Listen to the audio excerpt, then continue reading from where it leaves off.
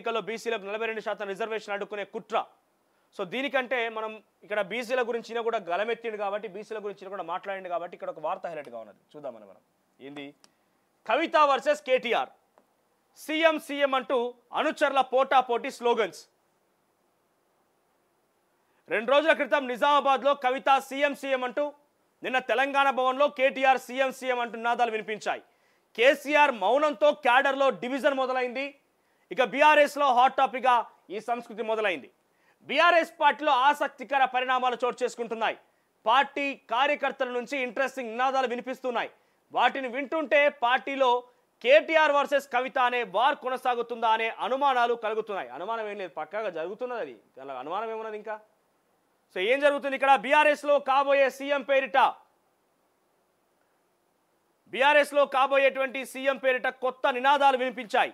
కవిత CM CM అంటే 2 రోజుల క్రితం నిజామాబాద్లో కార్యకర్తలు నినాదాలు చేయగా, తెలంగాణ భవన్ వేదికగా బుధవారం కేటీఆర్ సీఎం సీఎం అంటూ అనుచరు నినాదాలు చేయడం హాట్ టాపిక్గా మారింది.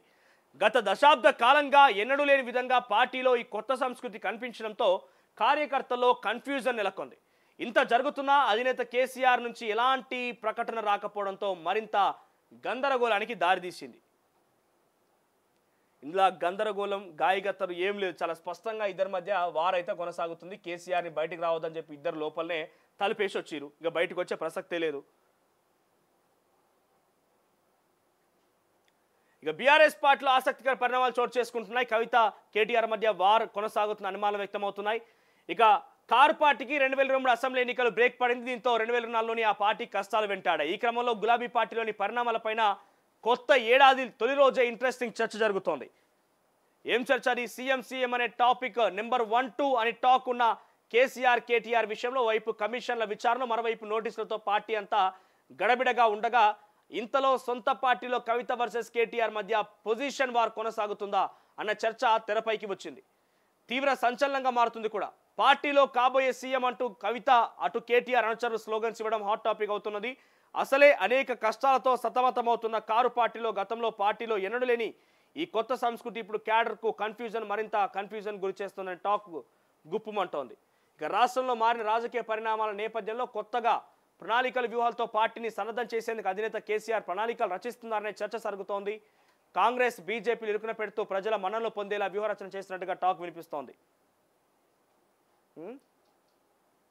2025 నూతన సంవత్సర క్యాలెండర్ కేటీఆర్ ఆవిష్కరించారు. ఈ కార్యక్రమంలో పార్టీ శ్రేణులు కేటీఆర్ సీఎం సీఎం అని నినాదాలు చేశారు. ఇప్పటి వరకు ఆ పార్టీలో సీఎం అంటూ కేసీఆర్ అనే భావన ఉండేది. కానీ గతానికి భిన్నంగా క్యాండిడేట్ విషయంలో ఇప్పుడు కవిత కేటీఆర్ పైన నినాదాలు రావడంతో ఏం జరుగుతుందనే టాక్ వినిపిస్తోంది. సీఎం అభ్యర్థి విషయంలో కవిత పేరు ఇటీవల తరచూ వినిపిస్తోంది. జైలుకు వెళ్ళిన వారే సీఎం అయితే అందులో కేటీఆర్ కంటే ముందు వరుసలో కవిత ఉంటారని ఇటీవల సీఎం రేవంత్ రెడ్డి సైతం కామెంట్ చేశారు. ఈ నేపథ్యంలో తెలంగాణ భవన్లో కేటీఆర్ను సీఎం సీఎం నినాదాలంటూ చేయడం పైన పార్టీలో ఏం జరుగుతుందని గుసగుసలు జోరందుకున్నాయి. ఇక అధికారంలో ఉన్నోళ్ళు హ్యాపీగా సాగిన గులాబీ పార్టీ అధికారం దూరం కాగానే కష్టాలు చుట్టుముట్టాయి. ప్రభుత్వం నుంచి విచారణలు, ప్రత్యర్థుల నుంచి విమర్శలు, దాడులకు కారు పార్టీ కంగారులో పడిపోయింది. ప్రత్యర్థులు ఎన్ని విమర్శలు చేసినా కేసీఆర్ మాత్రం ఫామ్ హౌస్ దాటి రావడం లేదు. తనకే సంబంధం లేనట్టుగా ఆయన లోపలే ఉండిపోతున్నారు. ఇక అటాక్ చేస్తున్న గులాబీ బాస్ మాత్రం మాటైనా మాట్లాడడం లేదు. ఈ క్రమంలో కేసీఆర్ మౌనం ప్రత్యర్థులకు ఆయుధంగా మారడమే కాదు, బీఆర్ఎస్ క్యాడర్లో కూడా చీలిక తెస్తుందని అభిప్రాయాలు వ్యక్తమవుతున్నాయి. చాలా క్లియర్ ఇది, దీంట్లో ఏం అనుమానం లేదు. మొదటి నుంచి కూడా చెప్పుకున్న మాటే. మీరు గమనించండి, గతంలో ఒక ఏడాది క్రితం వరకు కవిత జైలుకి వెళ్ళి రాకముందు వరకు మీరు గమనిస్తే కవిత ఫ్లెక్సీలో కేటీఆర్ ఫోటో ఇంత రూపాయి బిల్ అంత సైజు ఉంటుంది. కవిత ఫ్లెక్సీలో కేటీఆర్ ఫోటో రూపాయి బిల్ అంత సైజు ఉంటుంది. అప్పటికైనా బీఆర్ఎస్ వర్కింగ్ ప్రెసిడెంట్, పైపెచ్చు అన్న, మాజీ మంత్రి కూడా. ఇంకో సందర్భాల్లో కొన్ని సందర్భాలు నిజామాబాద్లో కేటీఆర్ ఫోటోనే ఉండదు.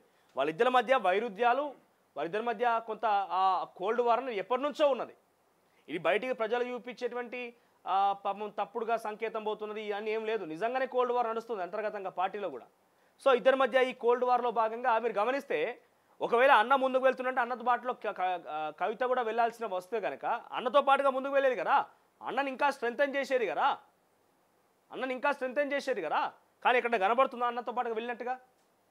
మీరు గమనిస్తే కవిత దగ్గర ఉన్నటువంటి లీడర్లు కేటీఆర్ దగ్గర ఉండరు, కేటీఆర్ దగ్గరికి వచ్చిన లీడర్ కవిత దగ్గరికి వెళ్ళరు. వీళ్ళిద్దరూ అంతర్గతంగా వారు ఉందనేది మీరు నిజామాబాద్ పోయి ఎమ్మెల్యేని అడిగితే, నిజామాబాద్కి సంబంధించి మాజీ బీఆర్ఎస్ ఎమ్మెల్యేలను, మాజీ ఎంపీలను అడిగితే అర్థమవుతుంది. అక్కడ హాజరైనటువంటి వ్యక్తులు ఇక్కడికి రారు, ఇక్కడ ఉండేటువంటి వ్యక్తులు అక్కడికి వెళ్ళరు. అది ఎప్పటి నుంచో జరుగుతున్న నానుడి. ఎప్పటి నుంచి జరుగుతున్నటువంటి ప్రక్రియ అదంతా కూడా. సో చాలా క్లియర్గా ఇద్దరి మధ్య వార్ ఉంది కాబట్టి కేసీఆర్నిగా ఇక్కడితోని పక్క పెట్టడం మనకు అర్థమైంది. కేసీఆర్గా ఫామ్ హౌస్ నుంచి బయటికి రాడు. కేసీఆర్ రాజులకి గుడ్ బై చెప్పేసిండు. అయినే వస్తాడనుకుంటే ఈ సీఎం నినాదాలేంది మనం చూసిన నేను ఈమె జగిత్యాల్లో హాజరైపోయి జగిత్యాల బ్యాండ్ మేళతో స్వాగతించి సత్కారం చేసి ఆమె జైలు నుంచి బయటకు వచ్చిన తర్వాత ఫస్ట్ టైం అక్కడికి బెయిల్ పైన బయటకు వచ్చినాక వెళ్ళడంతో చాలా పెద్ద ఎత్తున ప్రోగ్రాం జరిగింది. ఈ ప్రోగ్రాంలో అక్కడ ఎదుటినటువంటి కార్యకర్తలు సీఎం నినాదాలు చేస్తుంటే ప్రశాంత్ రెడ్డి నవ్వుతాడు, చప్పట్లు కొడతారు ఆయన. అంటే కేసీఆర్ లేడంటేనే కదా ఇవన్నీ విషయాలు తెర మీదకి వచ్చేది. కేసీఆరే ఆ పార్టీలో సీఎం అభ్యర్థి అయినప్పుడు వీళ్ళ పేరు ఎందుకు సీఎం నినాదాలు వస్తాయి? కానీ కనీసం ఇక్కడ వీళ్ళన్నా వద్దు అని వారించాలి కదా. వీళ్ళు వారించలే, వద్దు ఊరుకోండి ఆ నినాదం కేవలం కేసీఆర్ ఒక్కడే అని మాట చెప్పాలి కదా. సీఎం అంటే కేసీఆర్ ఒక్కడే మా పార్టీలో అని చెప్పాలి కదా, చెప్పలేరు. అంటే దీన్ని బట్టి చూస్తుంటే ఇక కేసీఆర్ బయటికి రాడు. కేసీఆర్ రాజకీయాలకు గుడ్ బై చెప్పేసిండు. ఇక కేసీఆర్ చాలా క్లియర్గా రాజకీయాలకు గుడ్ బై చెప్పేసి రెస్ట్ తీసుకుంటున్నాడు. మళ్ళీ ఇంకా బయటకు వచ్చి ఆయన పోటీ చేసే అవకాశం ఉండకపోవచ్చు, అంత పెద్దగా యాక్టివ్గా ఉండకపోవచ్చు. ఎప్పుడు అవసరం పడ్డప్పుడు ఇప్పుడు కదా మనం చూస్తున్నాం అప్పుడప్పుడు డిఎంకే సంబంధించి పార్టీగా హెచ్డి కుమారస్వామి ముఖ్యంగా హెచ్డి కుమారస్వామి కర్ణాటకలో ఏం చేస్తారని అవసరం ఎప్పుడో ఒకసారి బయటికి పిలిచి వాళ్ళ నాయనని బయటికి పిలిచి ఒకసారి నమస్తే పెట్టించిపోతాడు. అట్లనే రేపటి రోజున కేటీఆర్ కవితలు రాజకీయంగా ముందు వరుసలో వెళ్తున్న నేపథ్యంలో ఎప్పుడో ఒకసారి కేసీఆర్ లాంటి వ్యక్తి బయటకు వచ్చి నమస్తే పెట్టి హాయ్ బాయ్ చెప్పదు, అంతే తప్ప పెద్ద యాక్టివ్గా రాకపోవచ్చు. ఇది మాత్రం గ్యారంటీ. వచ్చే ఎన్నికల్లో 2029 ఎన్నికల్లో కేసీఆర్ పోటీ చేయకపోవచ్చు, ఆయన రాజకీయాలు యాక్టివ్గా ఉండకపోవచ్చు. ఇది పక్కాగా బీఆర్ఎస్ పార్టీలో జరుగుతున్న చర్చ. దీనిలో అనుమానం ఏం లేదు.